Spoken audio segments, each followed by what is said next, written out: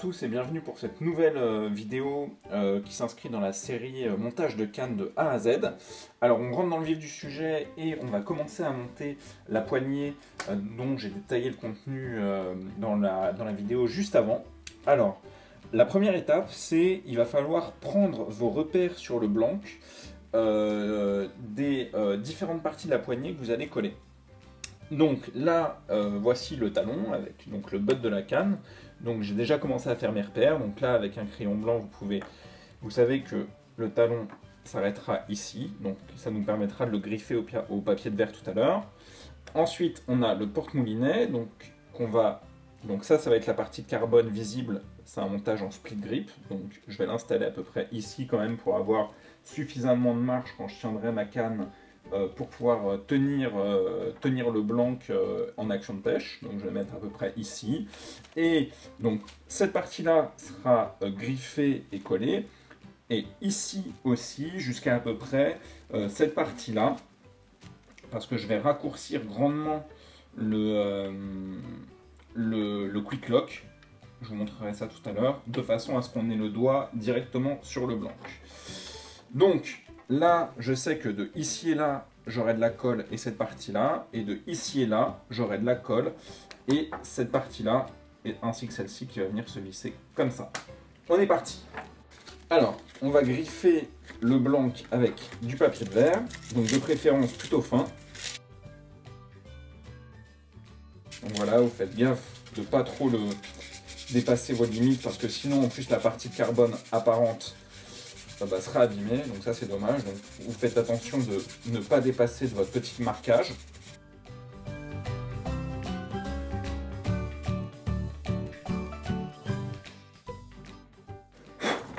Voilà. Alors, maintenant que mon blanc est griffé au bon endroit, je vais pouvoir commencer à préparer de la colle. Cette préparation va pouvoir me permettre ensuite de coller le butt, et ensuite je vais m'atteler au porte-moulinet. Bon alors, à ce niveau-là, il va falloir élargir le diamètre des pièces du kit poignet pour que ça puisse rentrer et coulisser jusqu'au bout du blanc. Donc là, par exemple, pour le talon, on voit bien que le diamètre du trou qui est ici est bien inférieur au diamètre du blanc. Du coup, il va falloir l'élargir et de façon circulaire. Pour ça, vous aurez besoin d'un rimmer. Donc là, j'en ai deux. J'en ai un qui est plus fin que l'autre. Il va falloir s'y prendre en deux étapes pour agrandir ce trou jusqu'au bon diamètre. Et la règle d'or, c'est qu'il faut toujours commencer à rimer la partie qui sera le plus vers le talon de la canne. Parce que vous voyez que le rimmer va en s'élargissant.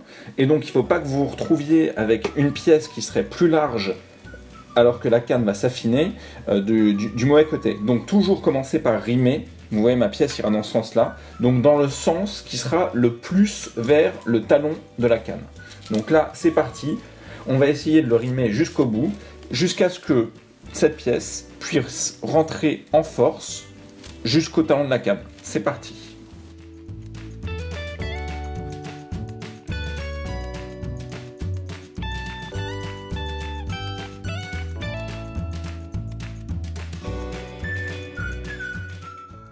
Donc là, pour cette première pièce, je viens de la rimer. Je vois, donc là, elle coulisse plutôt bien. Et là, je suis obligé de forcer un petit peu pour essayer de l'emmener jusqu'au bout. Donc là, on voit qu'elle y va jusqu'au bout. Donc là, c'est parfait. Donc du coup, à ce stade, on va coller le butt, donc le talon de la canne, avec vraiment l'extrémité du talon. Et on va coller le shim à l'intérieur du porte-moulinet de façon à ce qu'il soit prêt quand on va poursuivre le montage de la poignée.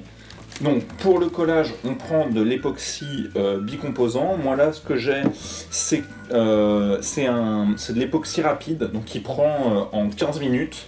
Donc du coup, il ne faut pas traîner. Le dosage, c'est comme d'habitude. Il faut faire un dosage à 50-50. Ici, essayez d'être précis sur vos dosages. Maintenant, bon, c'est pas non plus, c'est pas comme le vernis où il faudra être le plus précis possible. Donc là, j'essaye de faire un dosage à 50-50. Et ensuite, il va falloir bien mélanger Et pour mélanger, si vous avez un petit pinceau, c'est parfait. Là, en l'occurrence, je vais le faire avec peut-être pas un coton-tige, avec une petite extrémité de coton-tige en plastique. C'est parti. Donc, normalement, le mélange doit s'opacifier assez rapidement. Donc là, je ne sais pas si la couleur est bien rendue sur la vidéo, mais on voit que ça devient assez trouble. Et en le mélangeant, là, il commence à retrouver une couleur plus claire. Donc, il faut bien le mélanger de façon à ce que ça redevienne bien clair. Donc là, c'est en train de devenir déjà beaucoup plus clair. Bien le mélanger, que le mélange soit bien uniforme. Et dès que c'est le cas, on va pouvoir commencer à l'étaler.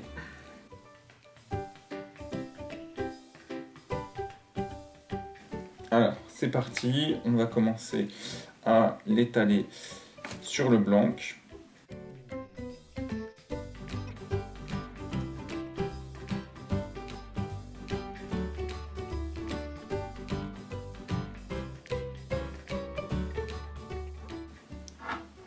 On y va, l'essentiel c'est que le blanc soit bien recouvert. La colle va favoriser le glissement de votre pièce, donc ça c'est aussi quelque chose à retenir. Donc c'est parti. Et donc là, moi ce que je vous conseille, c'est de faire glisser et tourner votre talon en même temps que vous forcez. Ça va répartir de façon homogène l'époxy. Voilà. Donc là, c'est parfait. Et on va pouvoir commencer à coller le petit support en mousse Eva. Donc là, c'est pas la peine de mettre trop d'époxy, parce que sinon ça risque de dégueuler de chaque côté.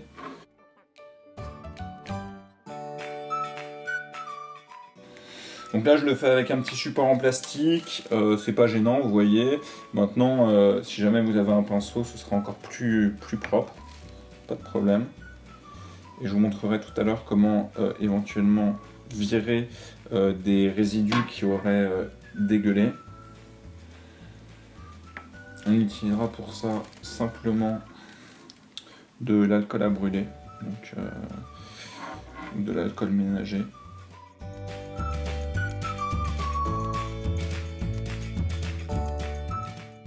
Donc ça, oui, je vous ai pas précisé, toujours préparer une petite serviette avec de l'alcool à brûler dessus, comme ça va vous permettre de nettoyer les surplus de colle. Et là, on est bon. On peut laisser cette partie qu'on va mettre en pression avec un peu de scotch.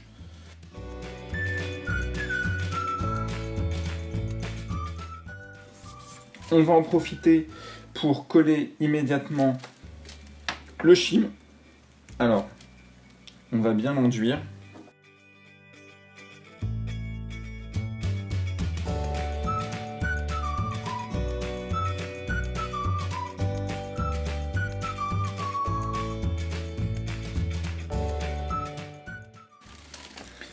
Et ce qu'on va faire, c'est qu'on va aller le coller directement à l'intérieur, donc aussi des mouvements circulaires pour bien étaler la colle. C'est pas la peine de le faire trop vite, sinon ça risque, comme vous le voyez, de dégueuler, donc beaucoup plus que ça, donc vous pouvez prendre votre temps. Hop. Et donc on va tranquillement le pousser jusqu'à l'extrémité. Donc là, il faut bien le faire rentrer. Bon, alors à ce stade, pour pas perdre de temps, donc pendant que notre talon et notre shim à l'intérieur du porte-moulinet sont en train de sécher, ce qu'on va faire, c'est qu'on va rimer le début du porte-moulinet, donc cette partie-là, pour qu'elle puisse venir s'emboîter, ou en tout cas coulisser directement jusqu'à la marque qu'on a pris sur notre blanc. Donc, comme tout à l'heure, je prends mon rimeur et surtout, même conseil que tout à l'heure, on commence bien par rimer la partie qui sera côté talon et pas côté sillon. C'est parti!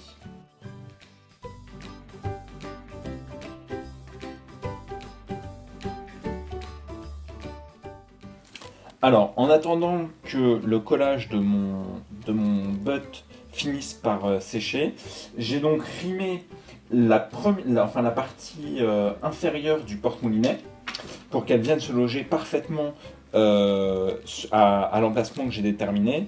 J'ai positionné 2 petites bagues en plastique qui étaient fournies avec le kit poignet Roadhouse, donc du coup qui préserveront l'entrée d'humidité, qui feront un petit peu joli sur le blanc.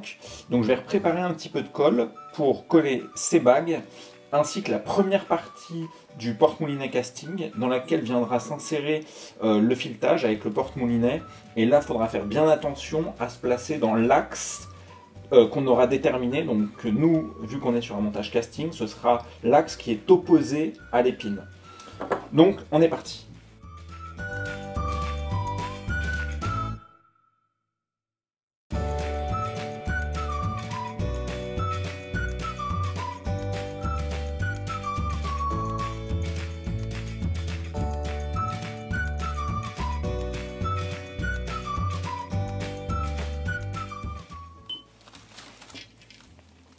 Alors, donc, comme tout à l'heure, on va avancer jusqu'à notre marque en faisant des petits mouvements circulaires.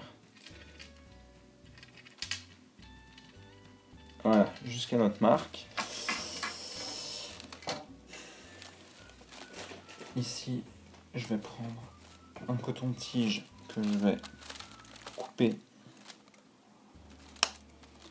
de cette façon-ci pour faire un collage précis.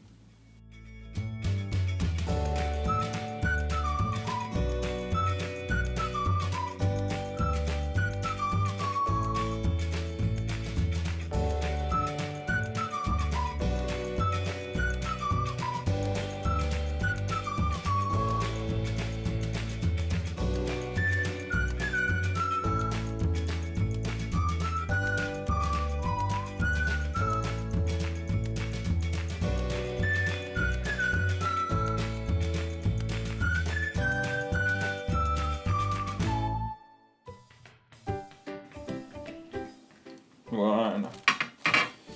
Alors, maintenant que c'est collé, on va pouvoir s'attaquer au rimage du porte-moulinet. Ok, alors toujours pendant que ça sèche, on va optimiser ce temps-là en réduisant la taille de notre quick lock. Donc notre quick lock qui est composé du grip, donc le quick lock et de la petite bague. Du coup, moi ce que je veux faire, c'est réduire ça, parce que vous voyez, c'est quand même une pièce qui est énorme et qu'on n'en a pas vraiment l'utilité. La seule chose qu'on veut, c'est que ça vienne serrer le porte-moulinet. Donc je vais réduire la taille de ce quick lock. Pour ce faire, assez facile, hein. On va commencer par couper ici.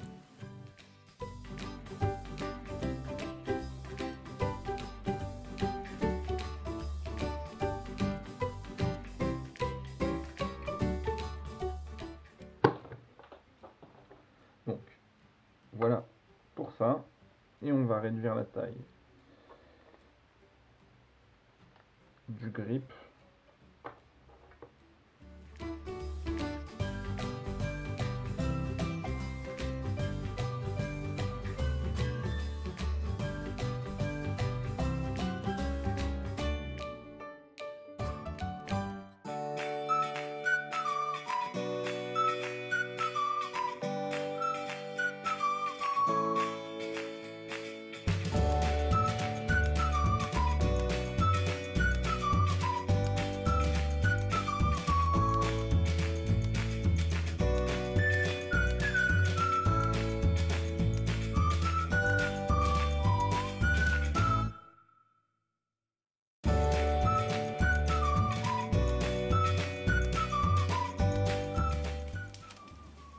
Parfait ça.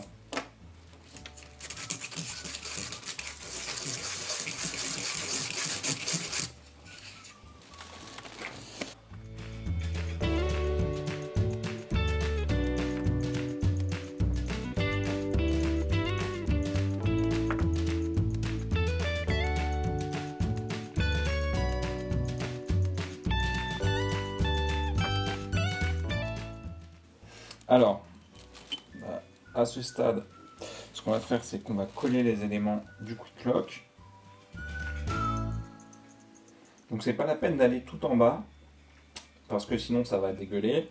Donc vous en faites une bonne partie. Ce qu'il faut, c'est voilà, s'assurer que la pièce soit bien collée. Donc là, on est pas mal.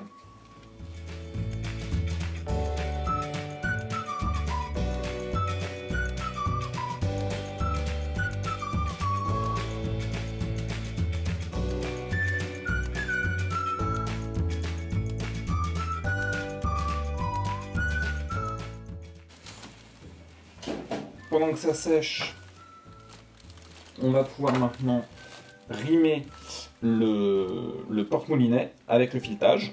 Donc c'est parti.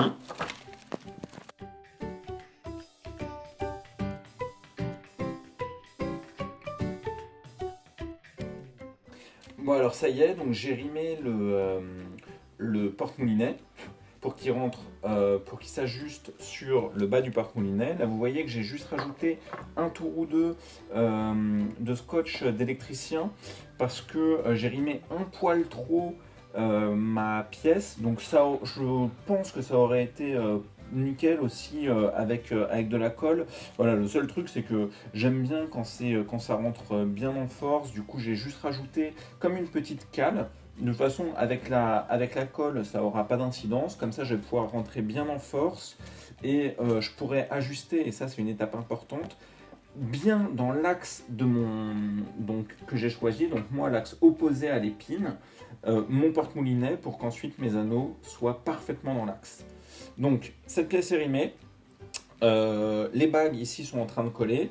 Juste avant de coller le porte-moulinet, je vais réduire le filetage qui est un peu grand en l'état parce qu'on a réduit le quick lock.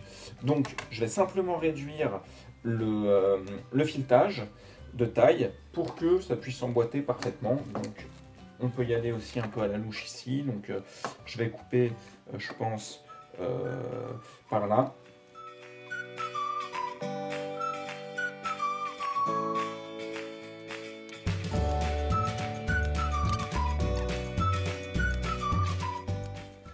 Parfait, et donc en théorie, on devrait pouvoir venir serrer sans trop de problèmes. Voilà, nickel. Notre moulinet comme ça. Donc on va pouvoir passer au collage. Ok, donc du coup, on va préparer de la colle une dernière fois pour cette partie. Et on va coller la fin de notre porte-moulinet.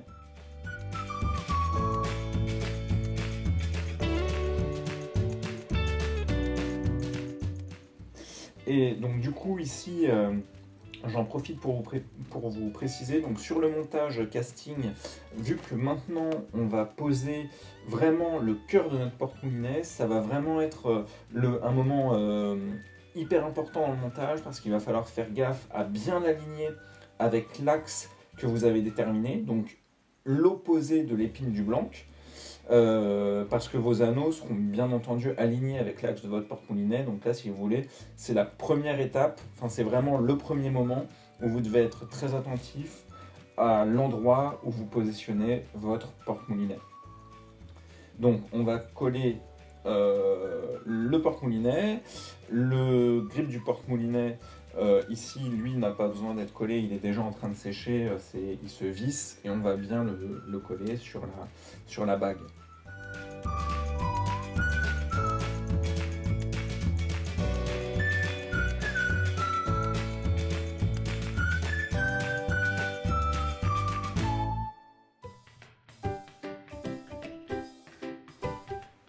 Voilà. Et donc, on va pouvoir le positionner. Et on va faire bien attention à le mettre dans l'axe.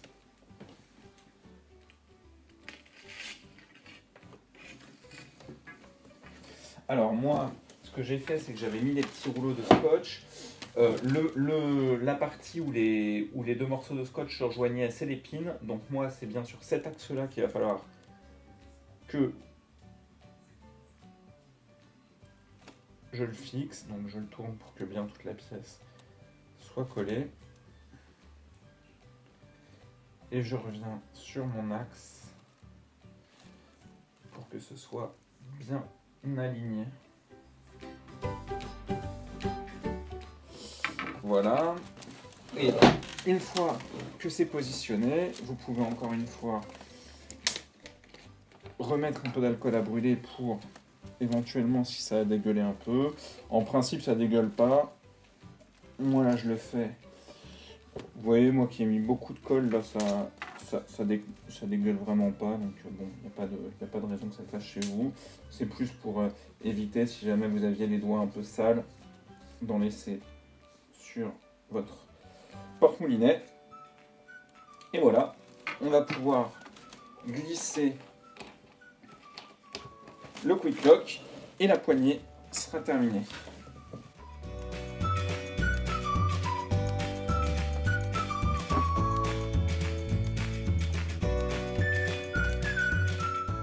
Voilà. Votre poignée est finalisée, vous pouvez laisser sécher et on se retrouve dans la prochaine partie de la vidéo pour s'attaquer au reste du montage.